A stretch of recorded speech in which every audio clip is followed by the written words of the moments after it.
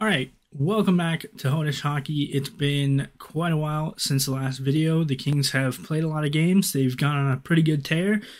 And if you're looking at the standings right now, we're actually in a playoff spot. There's no more, the Canadian teams have a lot of games to make up because Edmonton's been dropping. We're right here in second place, 4 points out of first place against Vegas. So let's get into the video. All right, so where we last left off, the Kings had beaten Detroit, and after that, they started playing some pretty good teams, New York and Pittsburgh at home, and they won both games. And you're going to notice a trend, I feel like, with the Kings where they're playing good teams and they're playing well against them. I mean, New York is a pretty good team. Pittsburgh's obviously always going to be one of the top teams in the league at the moment, and they're able to play with them and in a lot of ways outplay good teams just because of the style of play the Kings are playing with. The forecheck when it's on is just so hard for teams to deal with, and even though the finishing really hasn't improved all that much, the amount of chances that this team is creating, it's just, inevitably a couple of goals are going to go in. Defense has been really good. Both goaltenders are playing really, really well right now, and it's led to quite a few wins. So, looking through it, we beat Seattle, first time playing Seattle. Then Tampa Bay, another loss to Tampa Bay. They're just too good.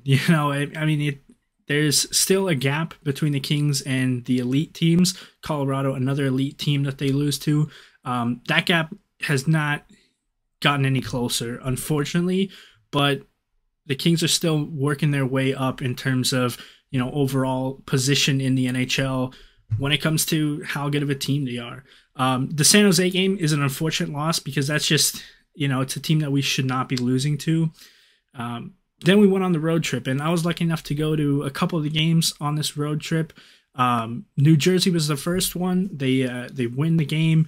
It was, a pretty close game, but overall, throughout the road trip, I thought the Kings, they played well in terms of getting the results, but I'm not sure if it was the best that the team has played this year. The New York game, a little bit lackluster. We end up losing in a shootout, which was unfortunate because the Kings did have the lead for a while in the game, and were just, unfortunately, they gave it up. They go into New York. It was a really nice night for Drew Doughty getting his 1,000th game. And Quinn Byfield finally getting on the board with his first goal. They win against the Islanders.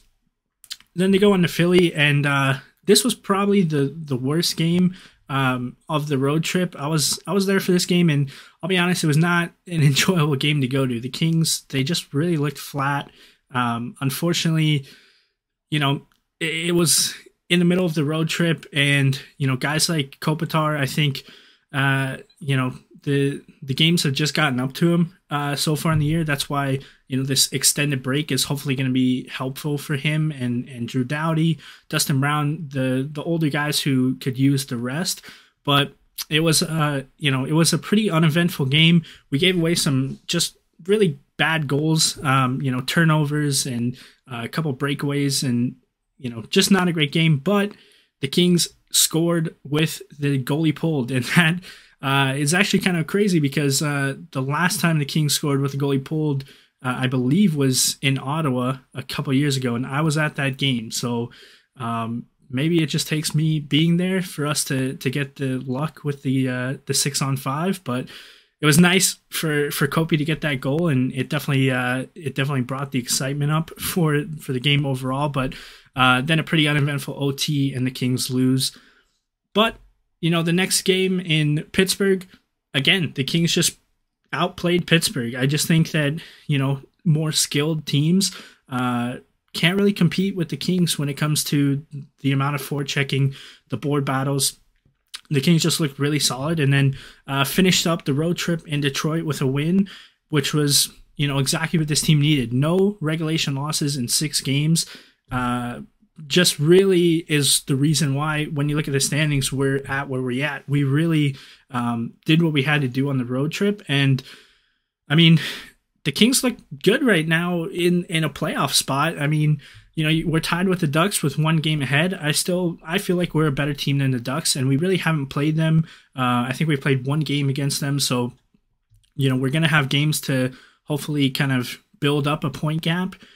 But Calgary is kind of the team that has games in hand. They have 4 games on us, so you're expecting them to kind of move up. But even if they do, as I mentioned, it looks like Edmonton's probably not going to do much with their games in hand. I don't know what's going on in Edmonton.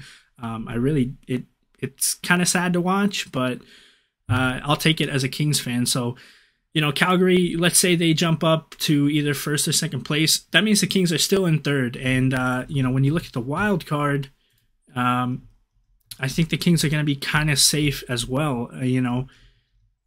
Calgary's right here, maybe Dallas, but even Dallas down at 50 points, and they've played only 3 less games than us. So the Kings are in a really comfortable spot right now. And that's the only thing I'm nervous about is with this long break is I don't want all of the momentum that the Kings have right now and how well they were playing. I don't want it to get wiped away because, when you look at the team, right, they started the season very, very badly, 1-5-1.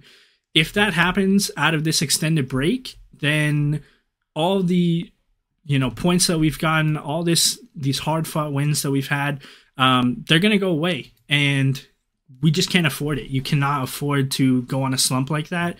And the Kings are kind of known for not being able to come out of the gate hot. And it's going to have to change because this game against Edmonton is going to be huge. Obviously, Edmonton, trying to fight their way back into the playoffs. Then we're going to play Vegas, which, is always going to be a tough matchup.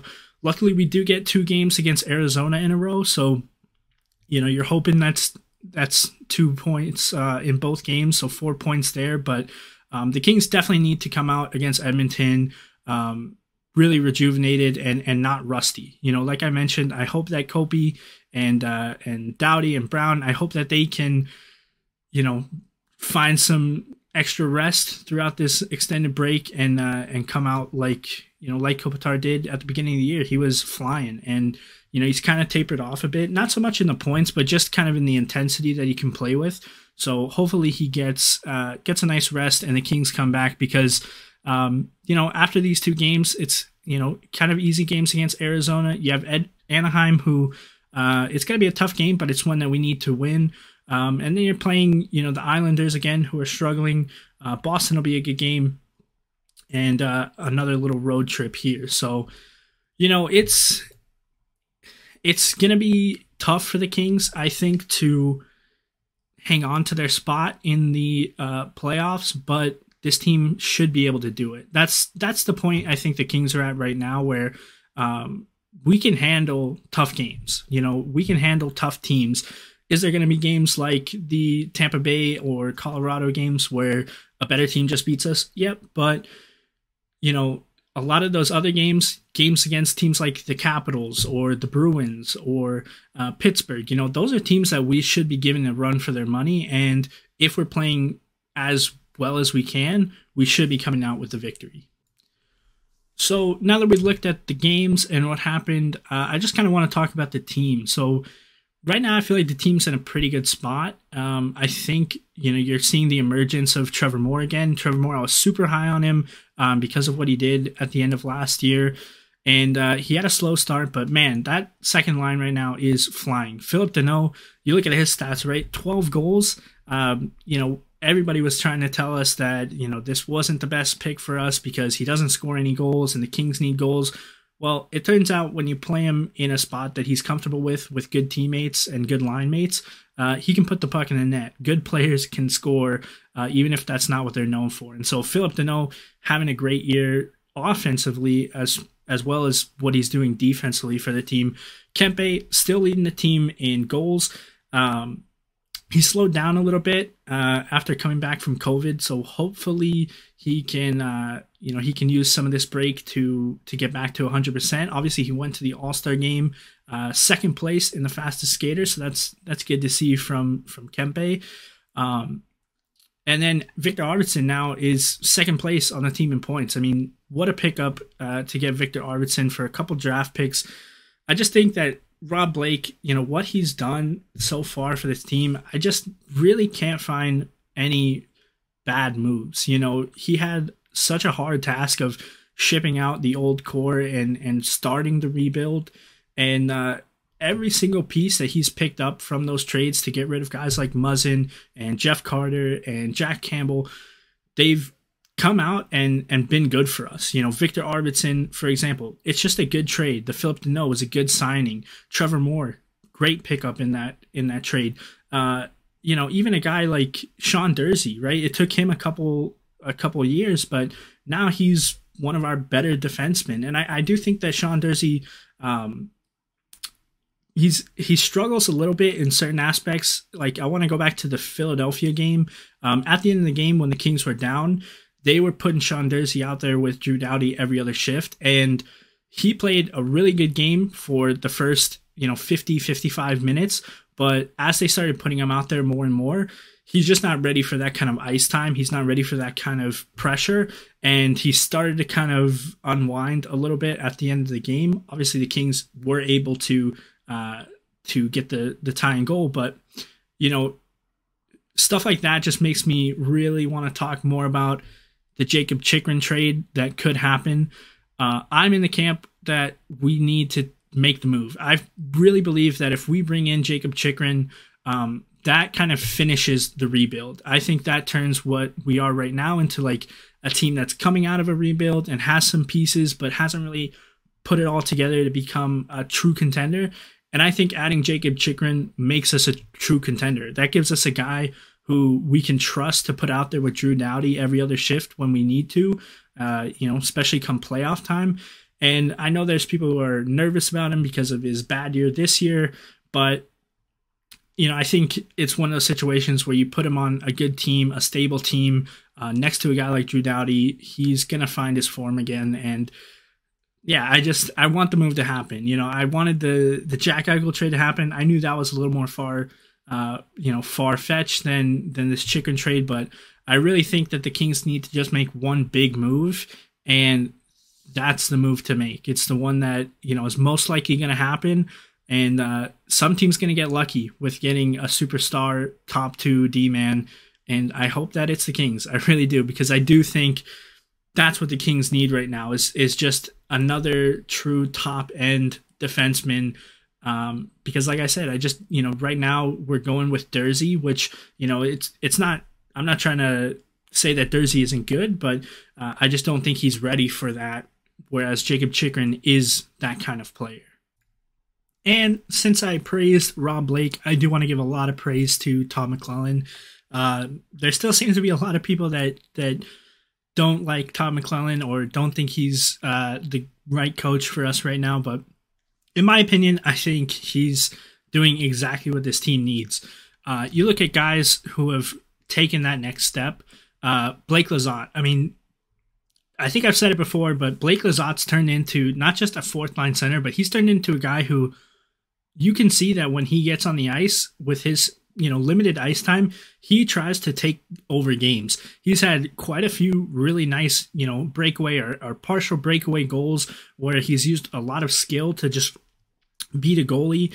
And of course, that fourth line is one of the big parts of our success. Every time they go out there, you're pretty much expecting them to kind of win the shift. You think, you're expecting them to be better than the other team's fourth line. And that's what I thought was funny about the Islanders game is, there's so much talk about the Islanders' fourth line, and our fourth line just had a much better game. And that's one of the reasons that we were able to win.